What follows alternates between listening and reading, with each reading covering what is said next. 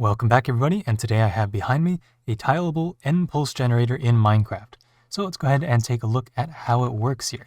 So the idea is that one single pulse through this piston here, which you can do through this observer and trapdoor or a redstone line like so, is going to result in n pulses through this observer coming out here. Here I have it hooked up to a dropper so we can see how it works. Now currently, this is for n is greater than 4 for slime, and n is greater than 3 for honey. There is a difference because of the fact that these are transparent blocks versus the slime is solid blocks. But right now I have 6 items in this dropper here, which means 6 plus 4 is 10. We will get 10 pulses out of this dropper right here. So go ahead and send a pulse inside. You can see we have this dropper running here. And I should have 10 green wool right in my hand here. And so we do. And of course this will expand all the way out to 64 times 9, whatever that number is. It'll be on your screen right here. And so you can fill this all the way up to that. And of course -4 for the delays through the system. And you'll get that number of pulses out of the system. Now of course this device is tileable. Ignore the build over there. Where, of course, here are your equations for what n can be for your different devices. But if I go ahead and pull this lever here to send a pulse through these observers, we'll get 10 pulses out of each system here to get 10 blocks of each type out of the droppers. Now, of course, once again, looking in these droppers over here, we have 6 for the slime and 7 for the honey. And so we can go ahead and take a look at the side profile here. Of course, we have this piston, which is the input, 3 of your sticky blocks, this observer pointing into this sticky piston, and this observer pointing away from the face of this observer. When this piston fires, that will be pushed up and create a looping clock here. And over here, this will pull this observer, this piston will pull this observer away to make sure that we don't get any pulses going through the emptying chain here. Once we get all of the items cleared out of here, this torch will turn on, activating this regular piston.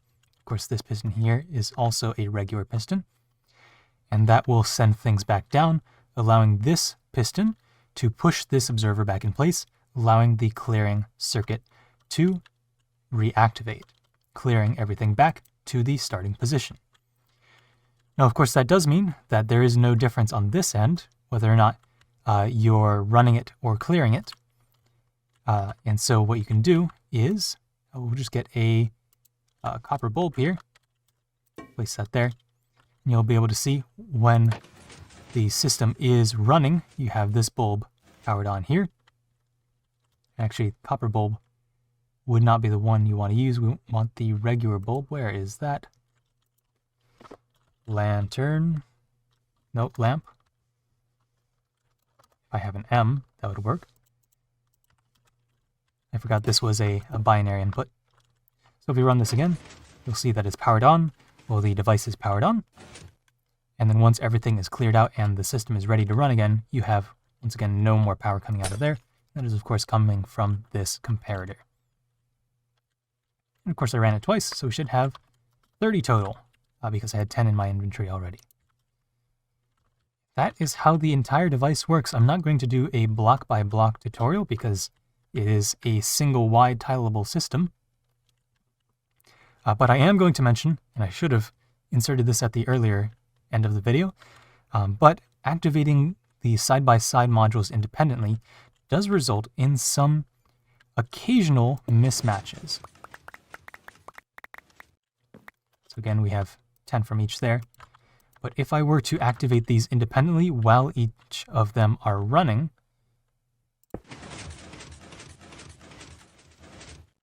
so we'll start it again here, because I activated both of them at the same time.